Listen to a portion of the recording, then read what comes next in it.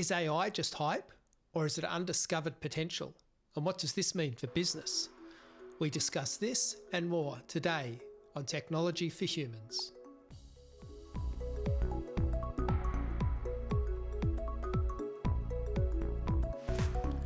I want to talk today about how AI is a little bit overhyped, a little bit overcooked, certainly in the social media circles, but probably at the same time also wildly underutilized and underestimated. And I know that sounds sort of contradictory, especially in business. Hyped in the public forum and underutilized in business circles. So when you look at social media, you can definitely see that there's a lot of skepticism and disbelief and an anti-AI sentiment that is pushing through. And when you talk about AI in business, what you see is a lot of caution from business leaders. You see a lot of concerns about risk and so on, and that's pushing people to not use AI in business. But I actually want to go over some research that was done recently. So let's ground this in something a little bit factual.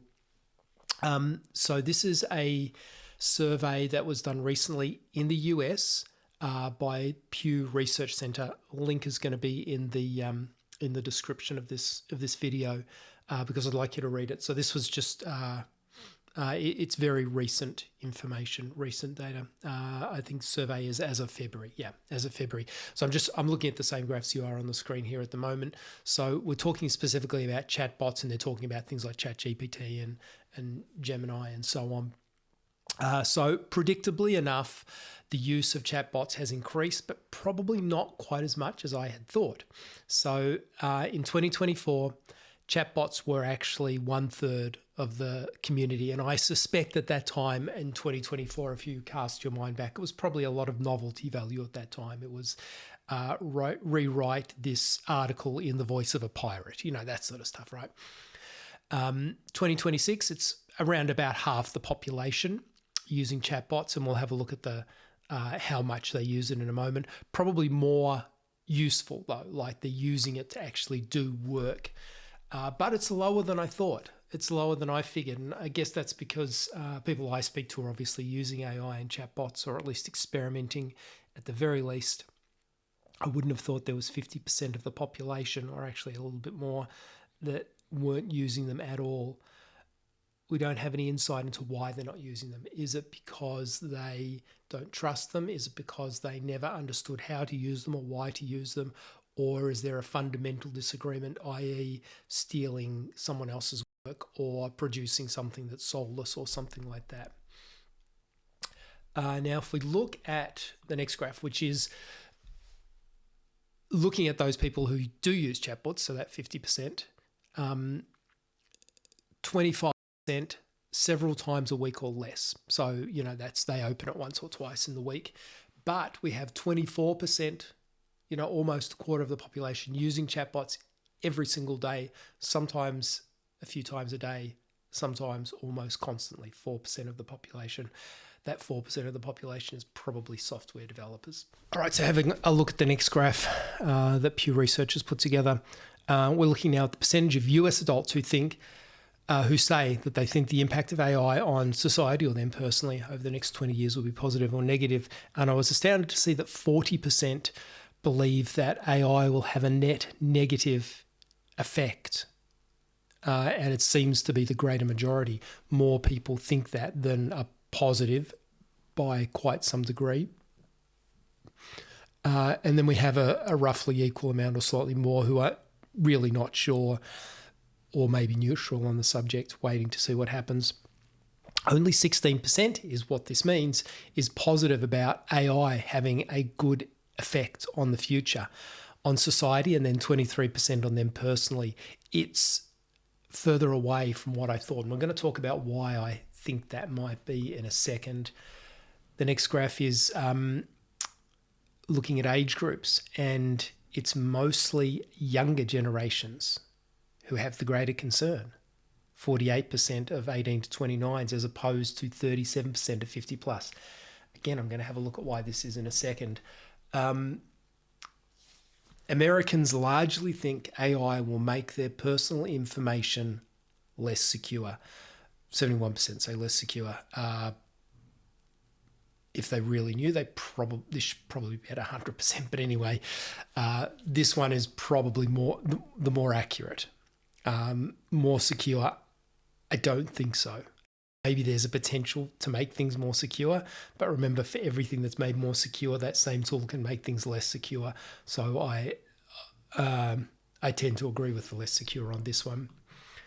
And then there is this great concern that AI is moving too quickly. The research is happening faster, and I think this is implying faster than legislation can keep up, faster than humans can consider the ramifications of everything that's happening. So 2/3 think it's too quick. 16% is not sure. So that is the vast majority think it's too quick, or possibly, which I guess is an alarming thing. Okay, so just going back to some of my thoughts on this, why do people think this? I think fundamentally AI has a PR problem, probably brought about by, and this wasn't smart at the time. Go back to, again, 2024, and the chatbots at that time were not great.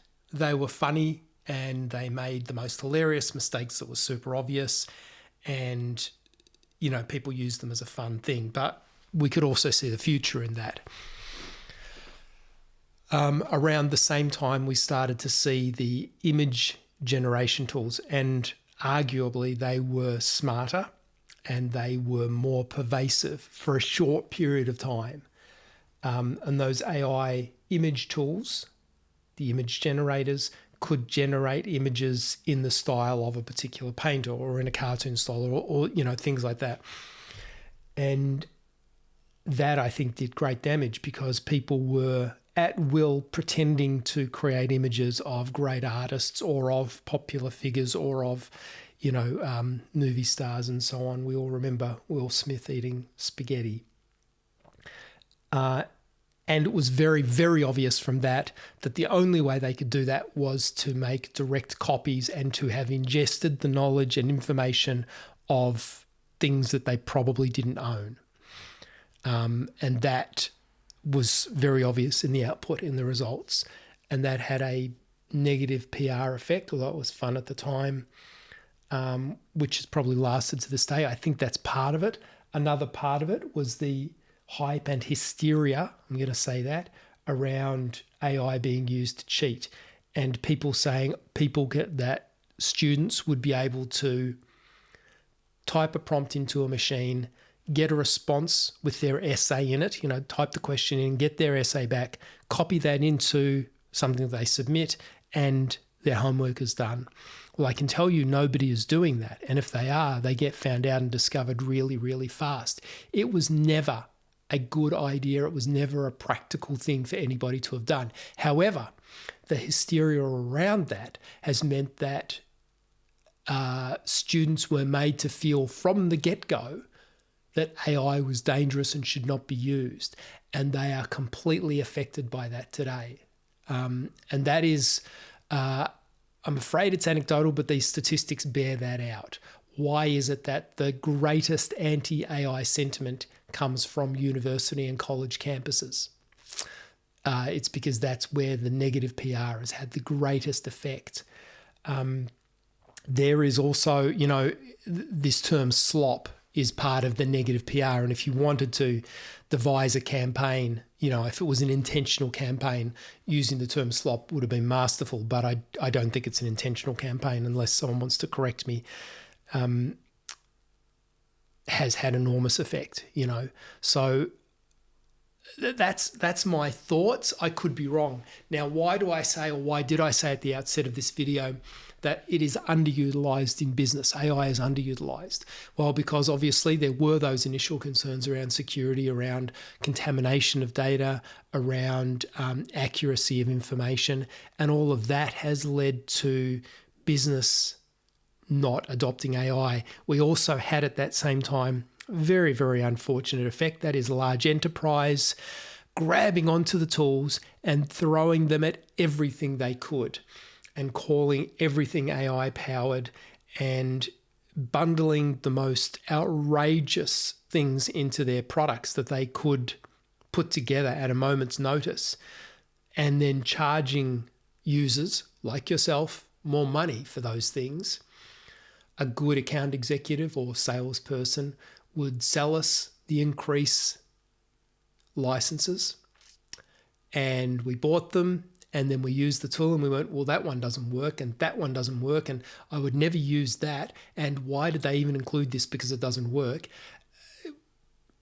It made us all a little bit allergic to going, oh, we need to include AI in our tools. None of these products were AI first. None of these products actually put thought into how should we use AI and how would AI be useful for this tool. It caused backlash, for sure, wariness, people stepping back and saying, let's wait and see what shakes out.